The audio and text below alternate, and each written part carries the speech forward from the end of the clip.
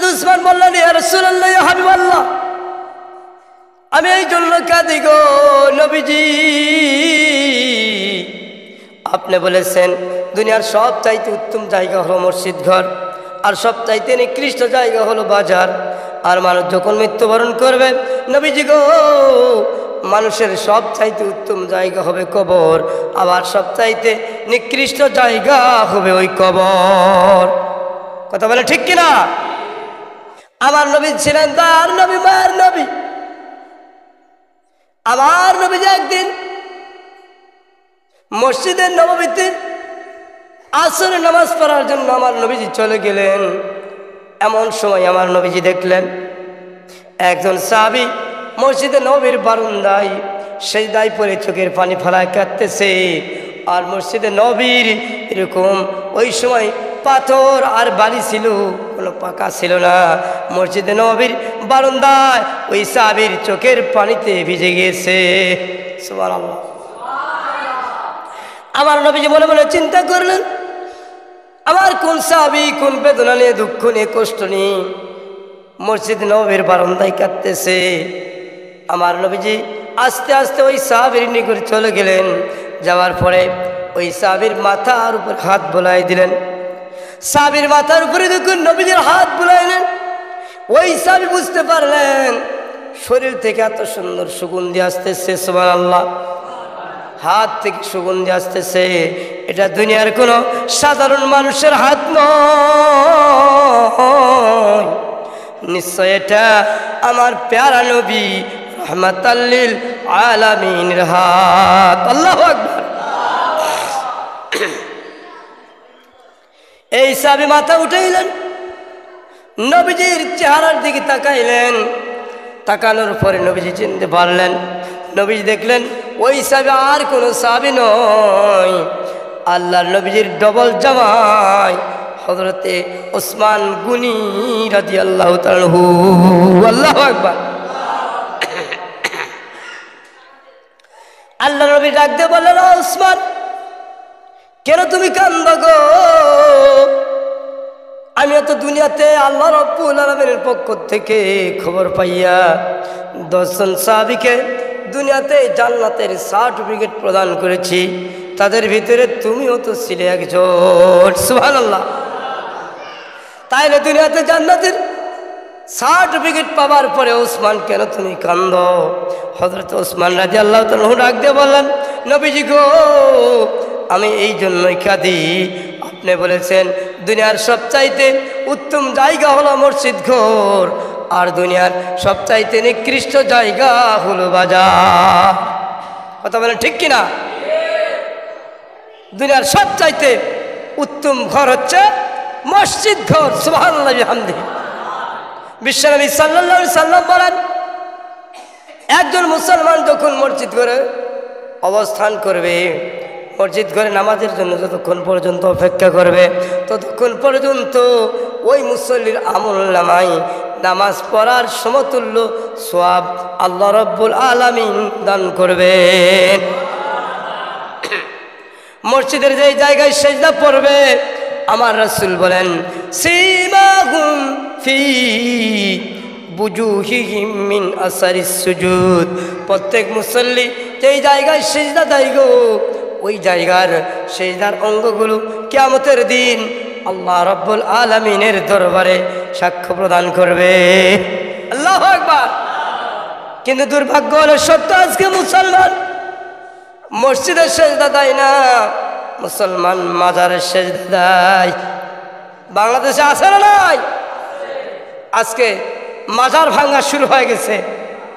অনেক মাজার ভণ্ড পীরের আস্তানা, ভণ্ডদের আস্তানায় মাজারে সিজদা হয়, মাজারে শিরক হয়, মাজারে গাঞ্জার আসর বসানো হয়। কথা বলেন ঠিক কিনা?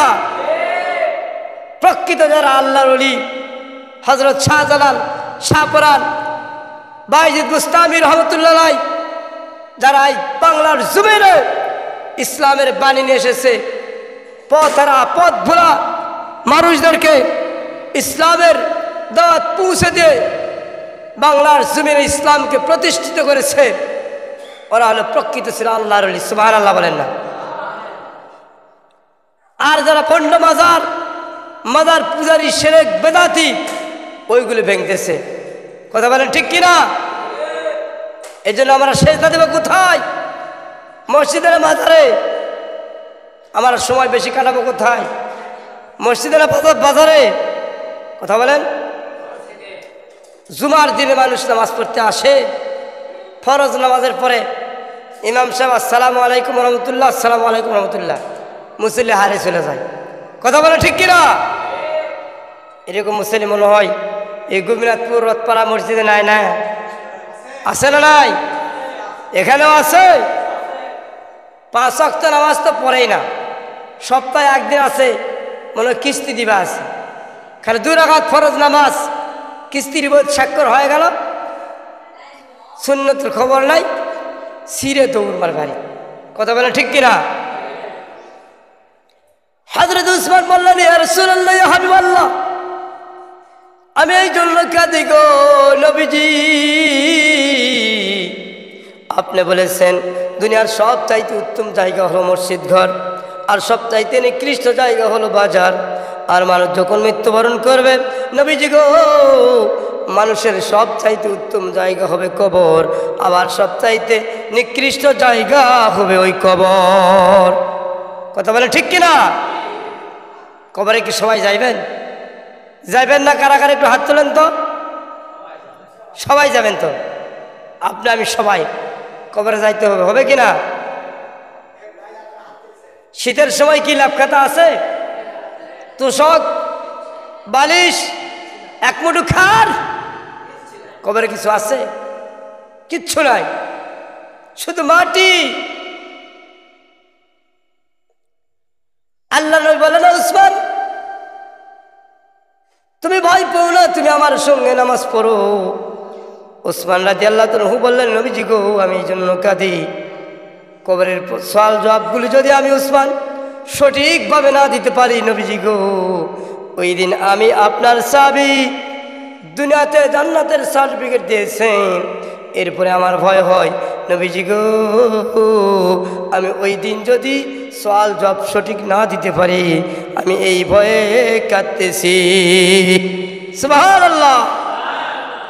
একজন সাহাবী জান্নাতের সার্টিফিকেট পাওয়ার পরেও তার এই অনুভূতি ছিল, এই কান্না ছিল। আর আমরা 5 ওয়াক্ত নামাজ সময় মতো পড়তে পারি না, মাঝে মাঝে পড়ি আর সারি, টুপি লাগাইছি, জুব্বা আছে, দাড়ি আছে, আমরা মনে হয়ে গেছি আমরা জান্নাতে একবার পায়ে গেছি। কথা বলে ঠিক কিনা? এরকম মুসলমান আছে না নাই? মুসলমান বলতেছিলাম, আল্লাহ নবীর সঙ্গে বিশ্ব নবী সাল্লাল্লাহু আলাইহি সাল্লাম নামাজের ইমামতি করলেন। আল্লাহ নবীজি নামাজের ইমামতি করলেন, উসমান রাদিয়াল্লাহু তাআলা সহ অনেক সাহাবী নামাজ আদায় করলেন। নামাজ যখন সমাপ্ত হয়ে গেল, মসজিদে নববীর বারান্দায় বিশ্ব নবী সাল্লাল্লাহু আলাইহি সাল্লাম চলে গেলেন।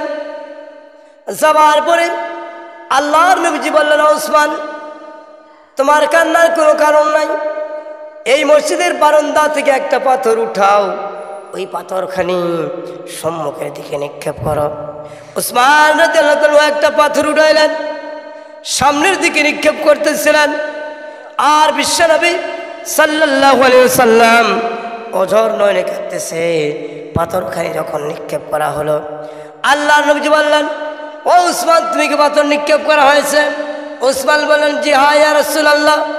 উসমান রাদিয়াল্লাহু তাআলা বললেন, ইয়া রাসূলুল্লাহ, ইয়া হাবিবাল্লাহ, ও গো আল্লাহর নবী, আমি যখন পাথরখানি নিক্ষেপ করতেছিলাম আপনি কোনো কাঁদলেন, একটু বলেন। আল্লাহ নবী বলেন, উসমান রে, ওই পাথরখানি যে জায়গায় গিয়ে পড়লো ওসমান, এই মসজিদ নববীর এই পাশে যে জায়গা আছে, আমার হুজরাখানা আছে, এই হুজরাখানা আমার যখন উফাত হবে, এটাই হবে আমি রাসূল, আমার রওজাতুল মুবারক। সুবহানাল্লাহ। আর ওই পাথরখানা যে জায়গায় গিয়ে পড়লো উসমান, তুমি আমার উফাতের পরে দুনিয়ার মানুষেরা তোমাকে হত্যা করবে নির্মম ভাবে, তুমি শাহাদাত বরণ করবে। হযরত উসমান রাদিয়াল্লাহু তাআলা পবিত্র রমজান মাসে আসরের নামাজের পরে কোরআনুল কারীম তেলাওয়াত করতেছিলেন। এমন সময় মিশরে দুইজন দুষ্কৃতকারী দুইটা তরবার নিয়ে উসমান রাদিয়াল্লাহু আনহুর প্রাচীরের উপর দিয়ে প্রাচীর টপকে গিয়ে কোরআনুল কারীম তেলাওয়াত করা অবস্থায়, এরকম উসমান রাদিয়াল্লাহু আনহু রোজা অবস্থায় পবিত্র রমজান মাসে তরোয়াল দিয়ে উসমান রাদিয়াল্লাহু আনহুর দুই পাশে আঘাত করেছিল, আর তার শরীর থেকে রক্তগুলি তার সামনে কোরআনুল কারীমে গিয়ে পড়েছিল, তার জুব্বাখানি ভিজে গিয়েছিল। আজ পর্যন্ত এরকম ইসলামী জাদুঘরে উসমান রাদিয়াল্লাহু আনহুর গায়ে ওই রক্তমাখা জুব্বা আর ওই রক্তমাখা কোরআনুল কারীম সংরক্ষণ করা আছে। ওই কোরআনুল কারীমের রক্ত লাভে দিয়ে পরীক্ষা করে দেখা গেছে ওই রক্ত আজ পর্যন্ত এখনো জীবিত রয়ে গেছে। সুবহানাল্লাহ। যারা আল্লাহর পথে শহীদ হয়, যারা আল্লাহর পথে জীবন দেয়, এরা কখনো মৃত্যুবরণ করে না। জোরে বলেন না সুবহানাল্লাহ। আল্লাহ তাআলা বলেন, ওয়ালা তাকুলু লিমা ইয়ুকতালু ফি সাবিলিল্লাহি আমওয়াত বাল আহইয়া ওয়ালাকিন লা তাশউরুন। আমার দিনকে বিজয় করার জন্য, আমার দিনকে প্রতিষ্ঠিত করার জন্য, আমার দিনকে ইকামতের দিনকে প্রতিষ্ঠা করার জন্য যারা শাহাদাত বরণ করবে এরা দুনিয়ার মানুষের কাছে মৃত, কিন্তু কবরে তারা জীবিত। সুবহানাল্লাহ বলেন না। আজকে বাংলার জমিনের সর্বশ্রেষ্ঠ আলেম, পৃথিবীর বিখ্যাত আলেম ছিলেন আল্লামা দেলোয়ার হোসেন সাঈদী। সুবহানাল্লাহ বলেন না। সবাই ওনার নাম শুনছেন তো? সবাই ছিলেন তো?